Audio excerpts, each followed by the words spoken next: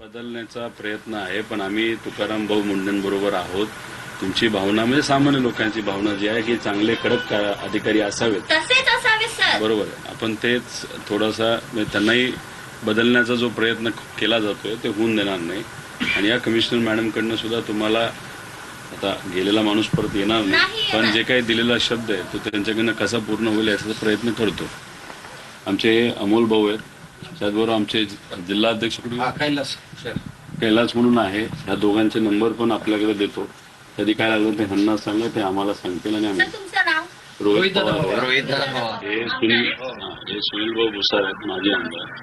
आणि आम्ही नक्कीच इथं लक्ष घालू आणि त्याचे विषय संपण्याचा प्रयत्न करू. बारामती. हा, पण सर जे मी तुम्हाला सांगितलंय ना, पूर्ण मुंबईमध्ये तसले कॉन्ट्रॅक्टर तुम्ही बघा जे शिस्तीने काम करते. प्रशंसा प्रस्ताव कुणाची पण असू शकता हो, पण शिस्त हवी, गरजेची आहे. शिस्तपेक्षा क्वालिटी हवी, जास्त क्वालिटी हवी. बघूया. तर ते नंबर तुमचा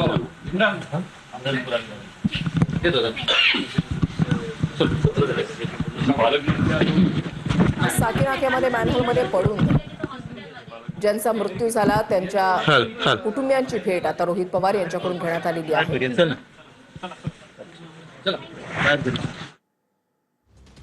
मुंबई पालिकेच्या तक्रारीवरून आता गुन्हा देखील दाखल झालेला आहे आणि रोहित पवारांकडून आता पीडित कुटुंबाची भेट घेण्यात आलेली आहे. आश्वस्त त्यांना करण्यात आलेला आहे आणि जर काही मदत लागली तर संपर्क साधण्याचा सुद्धा त्यांच्याकडून सांगण्यात आलेला आहे. पीडित कुटुंबाकडून सुद्धा रोहित पवार यांच्याकडे मागणी करण्यात आलेली आहे की जे ठेकेदार असतात, ज्यांच्याकडे याची जबाबदारी असते, त्यांनी आपलं काम जे आहे ते चोखपणे केलं पाहिजे. 100% त्यांनी या कामामध्ये दिले पाहिजेत. अखेर या कुटुंबानं आपला एक कर्ता पुरुष जो आहे तो गमावलेला आहे. त्याच्यामुळे या कुटुंबावर जो दुःखाचा डोंगर कोसळलाय, तर या कुटुंबाचं सांत्वन करण्यासाठी रोहित पवार गेलेले आहेत.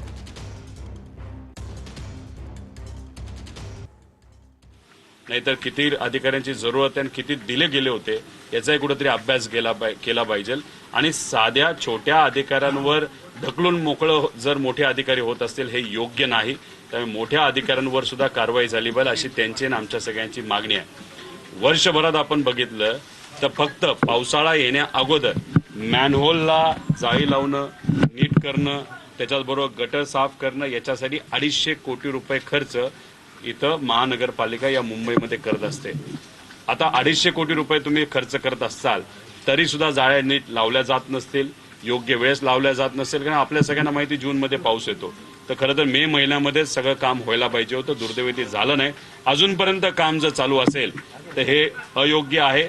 आणि असा शब्द मुंबईकरांना दिला गेला होता की 100% मॅनहोलला आम्ही जाळ्या लावू, पण आतापर्यंत जाळे का लावलं नाही?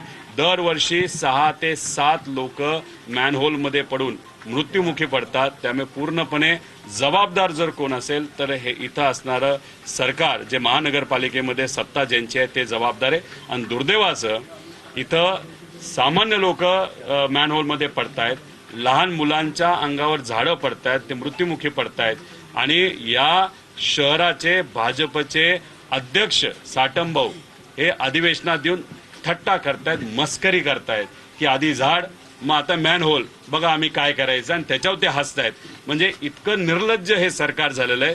गरिबाचं कुठेही ह्यांना काही पडलं नाही असं आमचं ठाम मत आहे. आयुक्तांचा राजीनामा घ्यावा असं उपमहापौर म्हणतायत, तर महापौर आयुक्तांची पाठराखण करतात, म्हणजे त्याच्यातही राजकारण पाहायला मिळतं. हे बघा, माझं मत आहे की तुम्हाला निधी मिळावं म्हणून तुम्ही पाठराखण जर आयुक्तांची करत असाल तर योग्य नाही.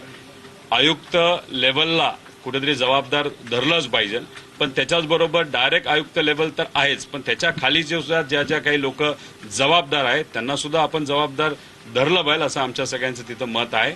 आणि मग भिडे मॅडम चांगलं काम करतात नाही करत हे आम्हाला तरी सांगता येणार नाही. पण टीव्हीमध्ये आम्ही जे बघितलेलं नाही तर पेपरमध्ये जे बघितलेलं आहे त्यांनी काही अधिकाऱ्यांवर कारवाई केल्या, पण ते खालचे अधिकारी त्यांचा अजिबात ऐकत नाही. ही तिथली वस्तुस्थिती आहे. मग जर कमिशनरांचंच छोटे अधिकारी ऐकत नसतील तर मग असंच म्हणावं लागेल की कमिशनरांचा तिथं धाक राहिलेला नाही. आणि धाक राहिला नसेल, नाहीतर कमिशनरांचं ऐकलं जात नसेल तर मग हे खालचे अधिकारी ऐकणार काय, काम कसं होणार?